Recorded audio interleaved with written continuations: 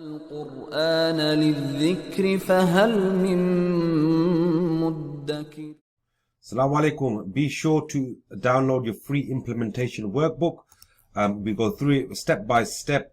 All the videos correspond with it. We have laid it out very strategically so you can master Quranic Tajweed and Quranic Mastery and implement it while you go along. Okay, so be sure to download this and it will help you on your journey. It's free to download. The link should be in the description. Salam Alykum.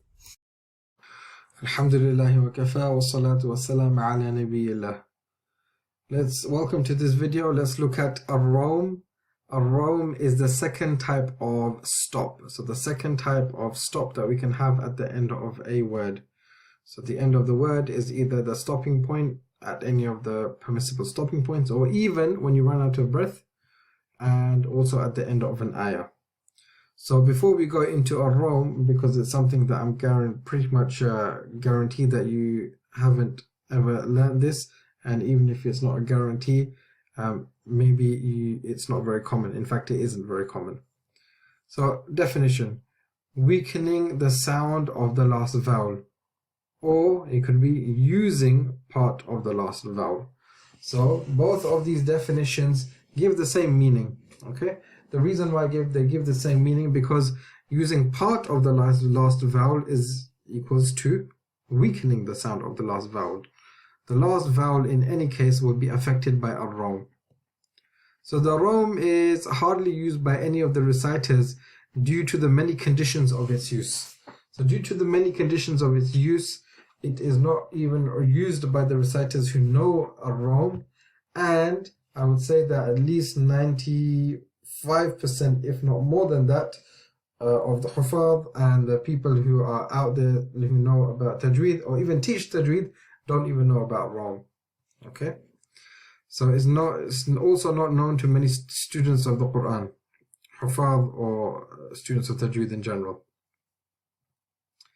So the endings that can be read with the Rawm. So there are specific conditions like we mentioned before, and these are the conditions.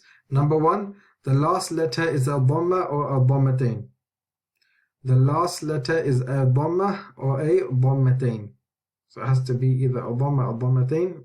Or number two, the last letter is a kasra or kasratain. So the last letter is a kasra or kasratain. Number three, the letter can be or without a shadda. So it doesn't make a difference if it's with a shadda or without a shadda. So the Rawm cannot be read if a word ends with a fatha or fathatain. So the condition is that if there is a fatha or fathatain, then Rawm cannot be read with this. Rawm is not permissible. So in these two above examples, in kuntum sadiqeen, because it ends with a fatha, and inna Allaha kana alaykum raqiba, because it ends with a fathatain, Rawm is not permissible in the above two instances due to the fath. So the fath, which means that the fatha and fathatain. So we will now take examples of all of these on which Rawm can be read. When we read the Rawm, let's read these first before we actually go to the examples. So let's say Rawm is read by reading a third of the last vowel. Rawm is read by reading a third of the last vowel. The sound of the vowel is weakened and shortened by 2/3. So al-ikhtilas is different, because in al-ikhtilas we are reading 2/3.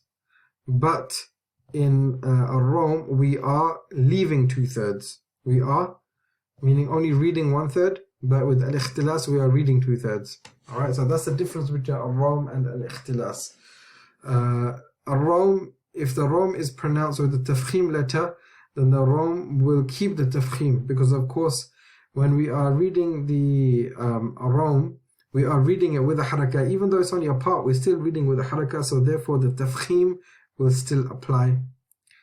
If a mad arid bis sukun applies, then only a qasr will be used. So if you're reading with a Rawm, then we can only stop with al-qasr. Why? Because the mad letter, mad adad bis-sukun, actually doesn't even apply here. Why?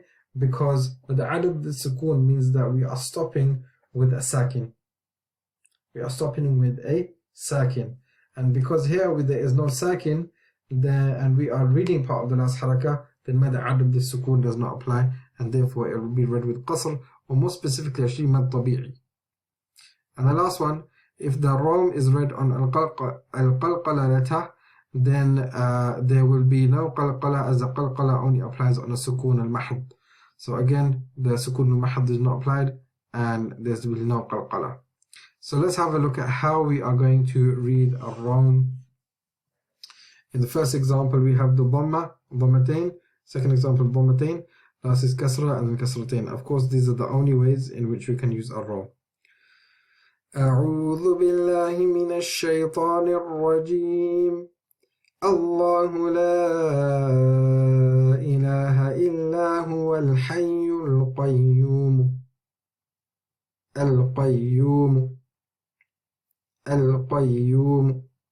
So we can see that there's a slight dhamma sound at the end.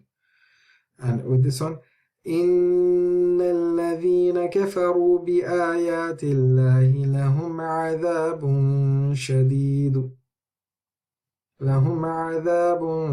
شديد. It's the same thing. We do not read the dhammatain or turns into a dhamma rawm. لهم عذاب شديد. So this is how you do rawm on the dhamma. And how do we do it with the kasra? وما يذكر إلا أولو الألباب. وما يذكر إلا أولو الألباب. And the last one, والله عزيز ذو انتقام.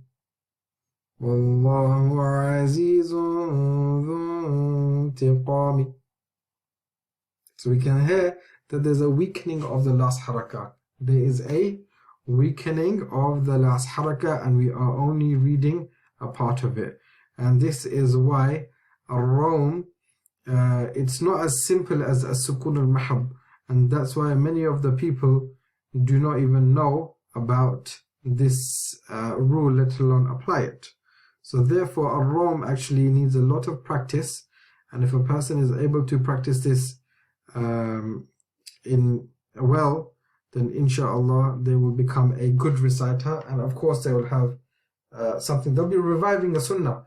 You should read this because reading with a rawm is a sunnah, and you are reviving a sunnah by reading with a rawm, and you are getting the reward because many people don't even know about this. So if you recite like this and people ask you, then you can inshallah educate them so they can also know about this. Even if they do not know it, like they cannot apply it, at least they know that it exists. And inshallah the people could then encourage other people to learn this.